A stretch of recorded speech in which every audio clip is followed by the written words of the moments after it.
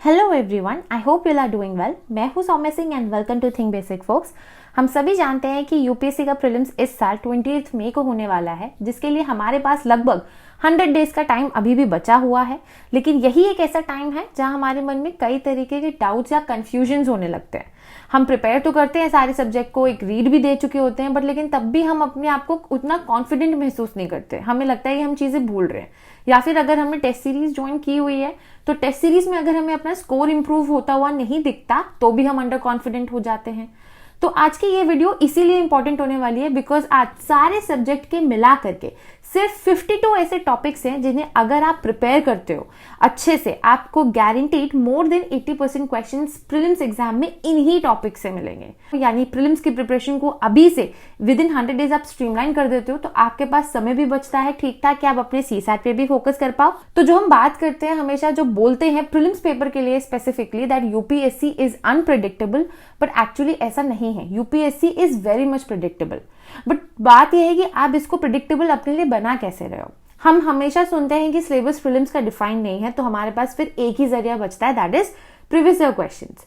तो मैंने last 10 years के जितने भी प्रीवियस ईयर क्वेश्चंस थे अपनी प्रिपरेशन के दौरान एनालाइज किए थे, समझे थे, और उनसे ये 52 टॉपिक्स मैंने निकाले हैं जो जहां से यूपीएससी क्वेश्चन पूछता है। तो मैंने जो पूरा प्रीलिम्स का सिलेबस है सारे सब्जेक्ट्स का बेसिकली कंसाइज कर दिया है इन्हीं टॉपिक्स में। आपको इन्हीं टॉपिक्स को प्रिपेयर करना चाहिए अच्छे से। तो अब हम सब्जेक्ट वाइज डिस्कस करेंगे कि हर सब्जेक्ट में ऐसे कौन से 5 से 7 कोर एरियाज है जिन पे आपको फोकस करना बहुत जरूरी है from prelims point of view. शुरुआत करेंगे पॉलिटी के साथ। तो पॉलिटी के लिए मैंने यहाँ कुछ टोटल 7 टॉपिक्स लिस्ट किए हुए हैं। इनमें भी सबसे ज्यादा प्रायोरिटी वाइज इंपॉर्टेंट है fundamental rights, BPSP and fundamental duties.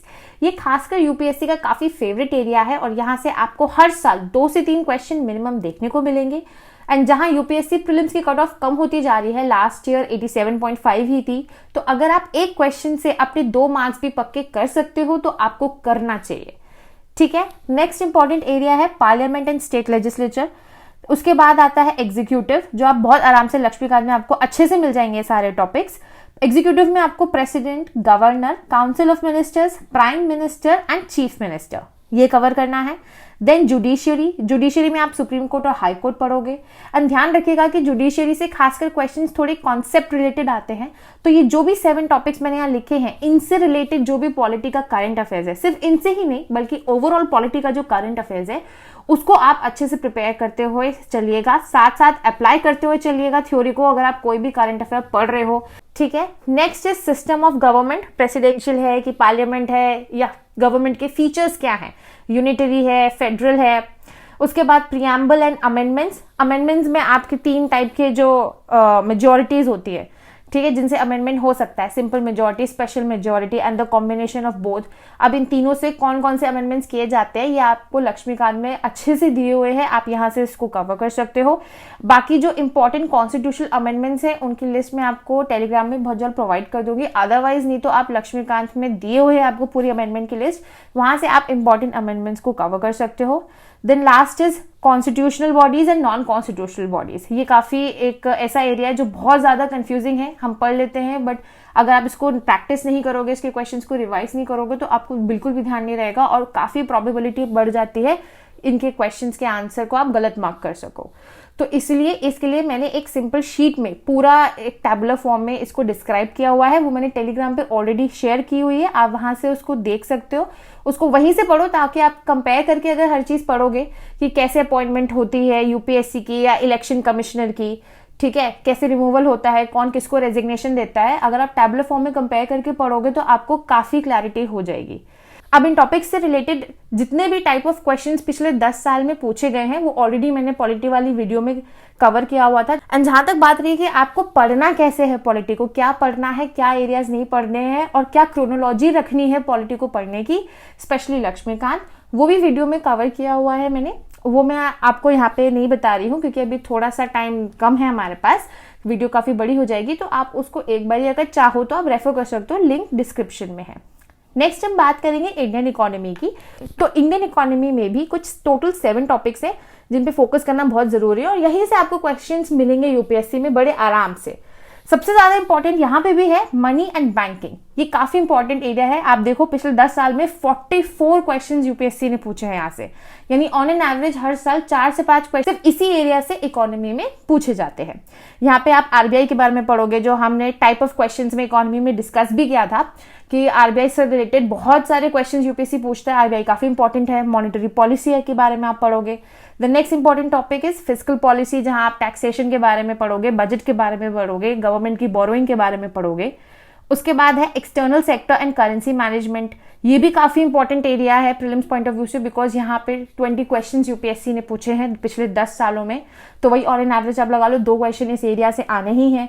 ये कुछ मिला के 2 से 3 चैप्टर है श्रीराम की बुक में, अगर आप चाहो तो उसे वहां से कवर कर सकते हो। या बीओपी हो गया, कैपिटल अकाउंट या करेंट अकाउंट क्या होता है, करेंट अकाउंट डेफिसिट क्या है, रूपी कन्वर्टेबिलिटी क्या है, आप इन सब चीजों के बारे में जानोगे। Other important areas is macro economic concepts क्या है, जैसे जीडीपी ग्रोथ है, नेशनल इनकम है, पॉवर्टी है, एम्प्लॉयमेंट का क्या ट्रेंड है, ये सारी चीजें आप कवर करोगे। इसके अलावा इंटरनेशनल ऑर्गेनाइजेशंस भी काफी इंपॉर्टेंट एरिया है इकोनॉमी में। देखो इकोनॉमी में रफली अगर आप बात करोगे टोटल 100 क्वेश्चंस अगर आपके प्री में होते हैं तो इकोनॉमी में नियर अबाउट आपको 20 to 25 क्वेश्चंस सिर्फ इकोनॉमी से मिलते हैं। तो इकोनॉमी काफी मेजर चंक होता है पढ़ने के लिए, और इसके रिसोर्सेज इतने ज्यादा है, मल्टीपल है, कि आधी कंफ्यूजन वही हो जाती है कि क्या पढ़ना है और कहाँ से पढ़ना है। तो उसके रिगार्डिंग ऑलरेडी हम डिस्कस कर चुके हैं अपनी वीडियो में, लिंक डिस्क्रिप्शन में, अगर आप चाहो तो रेफर कर सकते हो। नहीं तो ये यहाँ पे इंपॉर्टेंट टॉपिक्स की लिस्ट है, जहां से भी आप पढ़ रहे हो फिलहाल आप उसी को कंटिन्यू करिए और इन टॉपिक्स को आप ज्यादा फोकस से पढ़िए, जिससे आपके क्वेश्चंस वहां पे सही होंगे।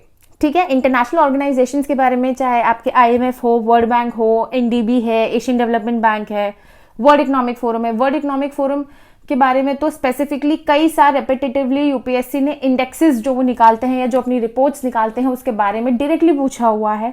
सिंपल क्वेश्चन होता है, 2 मार्क्स अगर आप वही वाली बात है पक्के कर सकते हो एट दिस टाइम पहले ही, तो आपका कॉन्फिडेंस बहुत ज्यादा बढ़ जाएगा। आपको पता होगा कि क्वेश्चन यहाँ से आएगा या इस टाइप का आता है। ठीक है। Then comes the budget and economic survey. अब यहाँ पे आपको जो नए इनिशिएटिव्स गवर्नमेंट लेने वाली है फॉर द कमिंग ईयर, इन पे थोड़ा सा फोकस करना है। एंड देन पिछले 5 से 6 साल में या 10 साल में ओवर अ डेकेड क्या ट्रेंड रहा है, जीडीपी का क्या रहा है या ग्रोथ का क्या रहा है, अनएम्प्लॉयमेंट का क्या रहा है, आपको इन चीजों पे थोड़ा फोकस करना चाहिए। Then last is schemes. Schemes के लिए एक विजन आईएएस की अलग से जो सेपरेट बुक आती है, आपको वो पढ़ने की बिल्कुल भी जरूरत नहीं है। मैं आपको बिल्कुल रेकमेंड नहीं करूंगी, बिकॉज उसमें पुरानी से लेकर नई तक इतनी सारी स्कीम्स है, आप कितना ध्यान रख लोगे उसको, प्रैक्टिकली वो पॉसिबल नहीं है। जो भी आप करंट अफेयर्स में पढ़ रहे हो, ठीक है, विजन आईएएस का अगर आप मंथली पढ़ रहे हो तो उसमें आपको स्कीम्स मिल ही जाएंगी, हर मंथ 1-2 जरूर मिलती हैं। That is enough. उसमें भी आपको फोकस करना है कि भाई ये स्कीम किस सेक्शन के लिए आई हुई है, क्या काम करेगी। ठीक है। मोस्ट इंपॉर्टेंट इसकी सेंट्रल सेक्टर है कि सेंट्रल स्पॉन्सर्ड स्कीम है, किस मिनिस्ट्री की ये स्कीम है। इन चीजों को आपको बस स्कीम के रिगार्डिंग ध्यान रखना है और ज्यादा डिटेल में नहीं जाने की जरूरत है। Then next is geography. तो ज्योग्राफी में मैंने कुछ 4 सेक्शंस में डिवाइड किया हुआ है। यहाँ पे जो फिजिकल ज्योग्राफी की बुक है क्लास 11 की, जिसमें आपको जियोमॉर्फोलॉजी, क्लाइमेटोलॉजी वाली जो बुक है, उसमें आपको सिर्फ 3 एरियाज को पढ़ना है। दैट इज क्लाइमेटोलॉजी वाला, देन वेजिटेशन वाला चैप्टर वहां से, एंड देन ओशंस। अगर आप इन तीनों को देखोगे, यहाँ पे आपको नियर अबाउट हर साल एक क्वेश्चन जरूर मिलेगा। ज्योग्राफी से ज्यादा क्वेश्चन तो नहीं आते हैं, बट क्योंकि इंडियन रेलवे मैनेजमेंट सर्विस भी इंट्रोड्यूस की गई है अलग से और उसका भी एग्जाम अब प्री से ही होगा, तो ज्यादा चांसेस है कि टेक्निकल क्वेश्चंस बढ़ जाएंगे। तो हो सकता है कि ज्योग्राफी के क्वेश्चंस की मात्रा आपको ज्यादा दिखे, जैसे कि ईयर 2022 में ज्योग्राफी से अच्छे खासे क्वेश्चंस पूछे थे, पहले इतने नहीं पूछे गए थे। ठीक है। तो यहाँ पे आपका क्लाइमेट काफी इंपॉर्टेंट है। जब आप क्लाइमेट पढ़ोगे तभी आपको समझ में आएगा कि कैसे वेजिटेशन क्लाइमेट पे डिपेंड करती है, कैसे चेंज हो रही है vegetation with respect to climate, तो आप वो पढ़ेंगे। Then next then is oceans. Ocean के जो लास्ट के 2 चैप्टर्स हैं आपको एनसीईआरटी के वो कवर करने हैं। Then comes the mapping. Mapping काफी इंपॉर्टेंट एरिया है ज्योग्राफी में, चाहे फिर वो करंट अफेयर्स से रिलेट होता हुआ प्लेसेस इन न्यूज का ही टॉपिक हो या फिर कन्वेंशनल वर्ल्ड ज्योग्राफी के टॉपिक हो। अगर मान लीजिए वेस्ट एशिया न्यूज में चल रहा है तो वेस्ट एशियन कंट्रीज का वो आपसे पूछ लेगा कुछ ना कुछ ऐसे छोटे मोटे फैक्ट्स है, छोटी मोटी चीजें जो हम इग्नोर कर देते हैं while doing the world mapping, तो उसको आप ध्यान दीजिए। वैसे तो मैं सोच रही हूँ कि मैपिंग के रिगार्डिंग एक अलग से हम सीरीज थोड़ा सा स्टार्ट करें, जिसमें आपको 20-30 मिनट्स में ऑल्टरनेटिवली सारे आपके मैप्स कवर हो जाएं। बाकी आप मेरे को कमेंट करके बता सकते हो, अगर आप इंटरेस्टेड हो तो फिर हम उसको आगे कंटिन्यू कर सकते हैं। बाकी जो आपकी इंडियन वाली मैपिंग है ये तो आपकी कवर हो जाएगी इंडियन फिजिकल ज्योग्राफी बुक के साथ। मैंने आपको जो टेक्निक पहले भी वीडियो में बताई हुई है कि बुक के साथ आप मैप को रखो और तभी साइड साइड जो है चीजें देखते हुए, पढ़ते हुए, समझते हुए करो। अब इंडियन फिजिकल ज्योग्राफी में जो इंपॉर्टेंट एरियाज हैं यहाँ आप देख लीजिए। रिवर्स एंड ट्रिब्यूटरीज, हर साल एक क्वेश्चन जरूर आएगा प्रीलिम्स में यहाँ से। देन वेजिटेशन, वेजिटेशन काफी फेवरेट एरिया है, चाहे फिर वो वर्ल्ड ज्योग्राफी रिलेटेड हो, वर्ल्ड लेवल पर हो या इंडियन लेवल पर, ठीक है। देन आ गया आपका लेक्स एंड माउंटेन्स। इसके अलावा अगर हम इकोनॉमिक ज्योग्राफी की बात करें तो सबसे ज्यादा कंफ्यूजन रहती है कि यहाँ पढ़ना क्या है। तो देखो यहाँ पे मैंने आपको वीडियो में जो हमने पहले ज्योग्राफी का डिस्कस किया था, जहाँ में डिस्कस किया था आपको कौन सी चीज कहाँ से पढ़नी है और किस टाइप के क्वेश्चंस पूछे हैं यूपीएससी ने, वहां पे भी मैंने आपको बताया था कि सिंपल मैंने इसको 2 तरीके से डिवाइड किया है, that is agriculture and resources. Resources में 3 तरीके के रिसोर्सेज है, energy, mineral and forest. Forest में इंपॉर्टेंट होता है मेजर एंड माइनर, ठीक है। ये यहाँ से क्वेश्चन यूपीएससी ने 2 से 3 बार पूछा है, तो आप इन पे ध्यान दीजिए। एग्रीकल्चर में आपका वही क्रॉप्स के बारे में हो गया, एमएसपी के बारे में हो गया, स्कीम्स हो गई एग्रीकल्चर रिलेटेड, ये इंपॉर्टेंट एरियाज है ज्योग्राफी में। इनके भी जो ज्योग्राफी में आपको कहाँ से कौन सी चीज पढ़नी है, जीसी लियोंग में क्या पढ़ना है, कैसे पढ़ना है, ये वीडियो में ऑलरेडी मैं डिस्कस किया हुआ था। अगर आप उसको देखना चाहो तो रेफर कर सकते हो। Next is environment. एनवायरमेंट की अगर हम बात करें तो यहाँ पे भी टोटल 7 टॉपिक्स है। एनवायरमेंट काफी ज्यादा इंपॉर्टेंट अपने आप में इसलिए बिकॉज फॉरेस्ट सर्विस का प्री भी सिविल सर्विसेज प्री के साथ ही होता है, तो एनवायरमेंट के क्वेश्चंस का वेटेज आपको ज्यादा बढ़ता हुआ ही दिखेगा ईयर बाय ईयर। तो अगर हम यहाँ पे बात करें तो आप सबसे पहले देखो कन्वेंशंस, ऑर्गेनाइजेशंस और ग्रुप्स, जैसे यूएनएफसीसीसी हो गया, United Nations convention on biodiversity हो गया, ठीक है। ये सारे जो ऑर्गेनाइजेशन है ये काफी ज्यादा इंपॉर्टेंट है, आपको हर साल यहाँ से क्वेश्चन देखने को मिलेगा। 25 क्वेश्चंस टोटल यूपीएससी पूछ चुका है पिछले पास्ट 10 ईयर्स में। टाइप ऑफ क्वेश्चंस यहाँ से कैसे पूछे गए हैं ये ऑलरेडी जो लिस्ट है ये हमने पुरानी वाली वीडियो में डिस्कस की हुई थी, तो आप वहां से देख सकते हो। नेक्स्ट इंपॉर्टेंट एरिया इस एनवायरमेंट में कई सारे कॉन्सेप्ट्स आते हैं, कॉन्सेप्चुअल क्वेश्चंस पूछे जाते हैं, इकोटोन के बारे में, एनवायरमेंट के बारे में, कीस्टोन स्पीशीज के बारे में, ठीक है। तो ये एनवायरमेंट एंड इकोलॉजी वाली जो बेसिक यूनिट है इसमें आपको कॉन्सेप्ट्स पे फोकस करना है। Then is pollution. पोल्यूशन में अगर आप नोटिस करोगे, पोल्यूशन अपने आप में तो काफी वास्ट टॉपिक है बिकॉज कई तरीके की पोल्यूशन है। करंट अफेयर्स भी यहाँ पे आपको काफी ऐड करना पड़ेगा, but the type of question जो सबसे ज्यादा यहाँ पूछा जाता है वो मैं आपको बता देती हूँ, दैट इज सोर्सेज। किसी भी पोल्यूशन का सोर्सेज क्या है वो आपको पता होना बहुत जरूरी है बिकॉज वहां से क्वेश्चन आपको हर साल देखने को मिलेगा अगर आप खुद भी एनालाइज करोगे, जो हमने डिस्कस भी किया था पहले। देन नेक्स्ट इज आपका क्लाइमेट चेंज। ऑब्वियसली काफी ज्यादा इंपॉर्टेंट टॉपिक है बिकॉज ये करंट में भी काफी न्यूज में रहता है, हर साल इस पे डिस्कशन होता है, गवर्नमेंट के इनिशिएटिव्स होते हैं। देन कम्स द एक्ट्स, काफी इंपॉर्टेंट एक्ट्स हैं जैसे कि वाइल्ड लाइफ प्रोटेक्शन एक्ट है, ठीक है, एयर एक्ट है, वाटर एक्ट है, prevention to cruelty of animals act है। तो आपको ये जो एक्ट्स हैं इन पे आपको फोकस करना चाहिए, कौन से ईयर में है, इनके अंदर क्या है, ठीक है। वाइल्ड लाइफ प्रोटेक्शन एक्ट में कितने शेड्यूल्स होते हैं, उसमें शेड्यूल 1 में क्या है, शेड्यूल 2 में क्या है, इन दोनों में आपस में क्या डिफरेंस है, ये आपको थोड़ा फोकस करना है यहाँ पे। देन इज रिन्यूएबल एनर्जी का। देखिए रिन्यूएबल एनर्जी स्पीशीज जो मैंने यहाँ अलग से लिखा है, आपको हर साल अगर आप पिछले 5 सालों से एनालाइज करोगे ना, आपको रेगुलरली एक एक क्वेश्चन इन दोनों एरिया से मिलेगा ही मिलेगा। और स्पीशीज को लेकर खास करके डाउट होता है कि हम कितनी स्पीशीज पढ़ेंगे, कितना ध्यान रखेंगे। तो अगर आप नोटिस करोगे जितनी भी स्पीशीज यूपीएससी ने पूछे हैं वो सारे के सारे करंट अफेयर्स में थे, ठीक है, उस रिस्पेक्टिव ईयर में। तो आपको ये रिन्यूएबल एनर्जी का क्वेश्चन और ये जो स्पीशीज का क्वेश्चन है ये आपको करंट से कवर करना होगा, आपका उसी से ही क्वेश्चन बन जाएगा। सीधे सीधे 2 क्वेश्चन आप यहाँ से बना सकते हो, बाकी तो इजी कॉन्सेप्चुअल क्वेश्चंस बना सकते हो, तो आपके आराम से क्वेश्चंस बनेंगे। Then is biodiversity, again that is conceptual, आप उसको पढ़िए। इसके अलावा आपको जो मैप के थ्रू पढ़ना है that is important national parks हो गए, वाइल्ड लाइफ सेंचुरीज जो स्पेसिफिकली आपकी न्यूज में रहती हैं वो, then biosphere reserves, tiger reserves and Ramsar sites जो न्यू ऐड हुई हैं या टोटल कितनी थी, या कोई स्पेसिफिक वेटलैंड है जो न्यूज में चल रहा है, ये चीजें आपको कवर करनी है। इनके जो भी मैप्स हैं मैंने ऑलरेडी प्रिपेयर किए हुए थे, ये मैं आपको टेलीग्राम पे प्रोवाइड कर दूंगी, आप वहां से चाहो तो डाउनलोड कर देना। अब हम बात करते हैं हिस्ट्री की।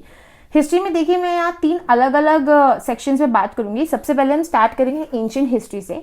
तो ये कुछ 5 टॉपिक्स है टोटल। वैसे एंशिएंट हिस्ट्री से लास्ट 10 ईयर्स में सिर्फ 21 क्वेश्चंस पूछे गए हैं, बट लेकिन आप ये समझ लीजिए कि पिछले 2 से 3 सालों में एंशिएंट और मेडिवल का रेशियो बढ़ गया है। देन द मॉडर्न, ये हमने पहले भी वीडियो में जब डिस्कस किया था तब देखा था।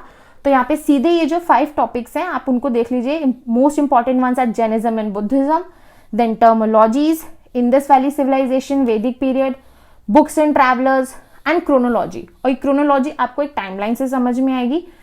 नेक्स्ट अगर हम मेडिवल हिस्ट्री की बात करें, देन अगेन यहाँ पे terminologies, Kings and events, administration, village administration को हम क्या किस तरीके से अलग अलग एम्पायर्स में या अलग अलग डायनेस्टी में क्या क्या उनको नाम दिया गया था, ठीक है, कैसे कैसे डिवाइड किया गया था, वो सारी चीज़ें. देन सेन्स हो गया और इंपॉर्टेंट प्लेसेस या सिटीज़. ये मेडिवल हिस्ट्री में थोड़ा इंपॉर्टेंट हो जाता है बिकॉज आपको 1 से 2 बार यूपीएससी ने पोर्ट सिटीज़ के ऊपर क्वेश्चन पूछा हुआ है specifically relating to the medieval history. ठीक है, अगेन आपको ये कहाँ से पढ़नी है हिस्ट्री, कैसे पढ़नी है, किस टाइप के क्वेश्चंस यूपीएससी ने पूछे पास्ट 10 ईयर्स में, ये हम यहाँ डिस्कस नहीं कर रहे हैं. ये वीडियो में ऑलरेडी हम पहले डिस्कस कर चुके हैं. अब बात करते हैं मॉडर्न हिस्ट्री की. देखो, एक सबसे पहले क्वेश्चन होता है कि हम एंशिएंट मेडिवल पहले पढ़े या मॉडर्न पढ़े. तो माय आंसर वुड बी आप मॉडर्न पहले पढ़िए बिकॉज पिछले 10 सालों में टोटल 72 क्वेश्चन मॉडर्न हिस्ट्री से आए हैं, तो उसको छोड़ा नहीं जा सकता. हाँ, हालांकि ये बात सही है कि अब आप एंशिएंट और मेडिवल को इग्नोर नहीं कर सकते बिकॉज जितने मॉडर्न के क्वेश्चंस आते हैं पिछले 2-3 सालों में उतने ही मिला के एंशिएंट एंड मेडिवल से भी आते हैं. ठीक है, अगर आप 2022 में देखोगे तो बल्कि मेडिवल हिस्ट्री से ज्यादा क्वेश्चन पूछे थे और मॉडर्न से कम पूछे थे, सिर्फ 3 क्वेश्चन पूछे थे. यहाँ पे भी कुछ टोटल 6 टॉपिक्स हैं जो मैंने लिस्ट किए हैं, काफी इंपॉर्टेंट है, इन्हें आप देख लीजिए. नंबर 1 इज पर्सनैलिटीज, काफी इंपॉर्टेंट एरिया है. टोटल 20 क्वेश्चन आए हैं, यानी आपको हर साल 2 क्वेश्चन ऑन एन एवरेज देखने को मिलेंगे. अब पर्सनालिटीज में भी आपको फोकस करना है कि किस पर्सनालिटी ने कौन सी बुक या जर्नल लिखी है, या कोई न्यूज़पेपर के एडिटर थे, या फिर वो किसी स्पेसिफिक इवेंट से, किसी स्पेसिफिक ऑर्गेनाइजेशन या पार्टी से रिलेटेड थे, जैसे कि गदर पार्टी या स्वराज्य पार्टी. ये क्वेश्चन आपको देखने को मिलेंगे, रिपीटेटिवली प्रीलिम्स में पूछे गए हैं. Second important area is constitutional acts. ठीक है, रेगुलेटिंग एक्ट्स हो गए, गवर्नमेंट ऑफ इंडिया एक्ट हो गए, जैसे 1909, 1919, 1935. ये काफी इंपॉर्टेंट एरिया है. यहाँ से क्वेश्चन हर साल एक क्वेश्चन बिल्कुल सेट है कि यूपीएससी पूछेगा, तो इसको आप इग्नोर बिल्कुल मत करिएगा. Then third is freedom struggle. By freedom struggle I mean जो पूरा एक क्रोनोलॉजिकली मॉडर्न हिस्ट्री चल रहा है 1857 से लेकर के 1947 तक, क्या क्या हुआ, कैसे कैसे हुआ, उसमें कुछ कॉन्सेप्चुअल क्वेश्चंस यूपीएससी पूछता है, वो मैं यहाँ पे बात कर रही हूँ. टोटल 21 पूछे हैं, तो अगेन मॉडर्न हिस्ट्री अपने आप में पूरी काफी इंपॉर्टेंट हो ही जाती है इसलिए. और एक और बात जो पिछले लास्ट 5 इयर्स में हमने मॉडर्न हिस्ट्री के रिगार्डिंग अच्छे से एनालाइज की थी, दैट इज यूरोपियन पावर्स के रिलेटेड क्वेश्चंस बढ़ गए हैं. पिछले 5 साल से लगातार यूपीएससी एक क्वेश्चन पूछता है यूरोपियन पावर से, that is the time before 1857, जो आपका स्पेक्ट्रम में दिया हुआ है, यूरोपियन कॉन्क्वेस्ट के नाम से जो चैप्टर है, वहां से एक क्वेश्चन जरूर आता है. Then is revolts and uprising and last is governor general. तो मॉडर्न हिस्ट्री में ये काफी इंपॉर्टेंट है. इसके सोर्सेज वगैरह के लिए आप लिंक इन डिस्क्रिप्शन में दिया हुआ है, आप वहां पे जाके रेफर कर सकते हो, जान सकते हो. अब हम डिस्कस करेंगे art and culture. Art and culture काफी वेग टॉपिक है अपने आप में, plus multiple resources are available. तो यहाँ पे भी टोटल सिर्फ ये 5 टॉपिक है, आप बस आर्ट एंड कल्चर में यही करके जाओ. अगर आपको क्वेश्चन बनना होगा वहां पे तो इन्हीं 5 से बनेगा, और अगर वो नहीं बन रहा होगा तो 99% ऑफ द स्टूडेंट से वो नहीं बनेगा क्वेश्चन. ठीक है, सबसे इंपॉर्टेंट है यहाँ पे आर्किटेक्चर. हर साल एक क्वेश्चन आर्किटेक्चर से आता है, इसमें भी temple architecture is very important. Second is religion, next is paintings, then music. Music में आपका Carnatic, Hindustani, folk music. Similarly dance में आपका classical dances and folk dances. ये इंपॉर्टेंट एरियाज हैं 5. बाकी आर्ट एंड कल्चर की वीडियो में हमने अच्छे से डिस्कस किया था कि आपको स्पेसिफिकली इन 5 के अलावा कौन से ऐसे 2-3 टॉपिक है जो और पढ़ने हैं, जिससे आपका आर्ट एंड कल्चर पूरा कवर हो जाएगा. आप उसको रेफर कर सकते हो. And last we will discuss about science and tech. यहाँ पे टोटल 5 टॉपिक्स हैं जो आपको साइंस एंड टेक्नोलॉजी के लिए पढ़ने जरूरी हैं. ये सारे टॉपिक्स हमने अच्छे से डिस्कस भी किए थे जब हमने 120 डेज स्ट्रैटेजी डिस्कस की थी. वही मैंने यहाँ लिस्ट किए हुए हैं, दैट इज बायोटेक्नोलॉजी. ठीक है, जिसमें आप gene therapy, gene editing, DNA, इन सब के बारे में पढ़ोगे. Then emerging technologies. Emerging technology से रिलेटेड एक एनसीईआरटी का चैप्टर है. ठीक है, वो मैं आपके साथ टेलीग्राम पे बहुत जल्द शेयर कर दूंगी, इनफैक्ट आज ही शेयर कर दूंगी. आप पहले वहां से उसको पढ़ना, देन उसके बाद आप करंट अफेयर्स पढ़ना. ठीक है, तो इमर्जिंग टेक्नोलॉजीज में आपका हो गया artificial intelligence, machine learning, robotics, nano technology. Then space related जितनी भी सैटेलाइट्स इसरो लॉन्च कर रहे हैं, कौन सी लॉन्च व्हीकल यूज करते हैं. डिफेंस में आपकी किस टाइप की मिसाइल है, इंटरकॉन्टिनेंटल है या बैलिस्टिक मिसाइल है, न्यूक्लियर मिसाइल्स हैं, ये सारी चीजें. Then last is health and diseases. ठीक है, ये सारे इंपॉर्टेंट टॉपिक्स हैं साइंस एंड टेक्नोलॉजी से जो आपको पढ़ने हैं। एंड जितने भी हमने यहाँ पे टॉपिक डिस्कस किए हैं, एक बात जरूर ध्यान रखिएगा, जब आप करंट अफेयर्स पढ़ रहे हो, अगर इन टॉपिक से रिलेटेड कोई भी करंट अफेयर आपको दिख रहा है, चाहे न्यूज़पेपर में है, चाहे मंथली मैगजीन में है, चाहे PD 365 में है, तो और ज़्यादा आप फिर उस टॉपिक को अच्छे से प्रिपेयर करो, उसके करंट अफेयर पे भी ठीक से ध्यान दो, बिकॉज आराम से क्वेश्चन आपको मिलेंगे। तो यही 52 टॉपिक्स अगर आप कवर करते हो अच्छे से, तो आपके प्रीलिम्स एग्जाम में आराम से 80% से ज़्यादा क्वेश्चन बनेंगे, आप वहाँ पे अटेम्प्ट कर पाओगे अच्छे से। जितना ज़्यादा आप एक्यूरेटली अटेम्प्ट करोगे, आपका कॉन्फिडेंस भी उस टाइम पे बढ़ेगा, आपको अच्छे से एलिमिनेट कर पाओगे। ठीक है, तो आई होप ये वीडियो आपको पसंद आई होगी। बहुत जल्द मिलेंगे हम नेक्स्ट वीडियो में।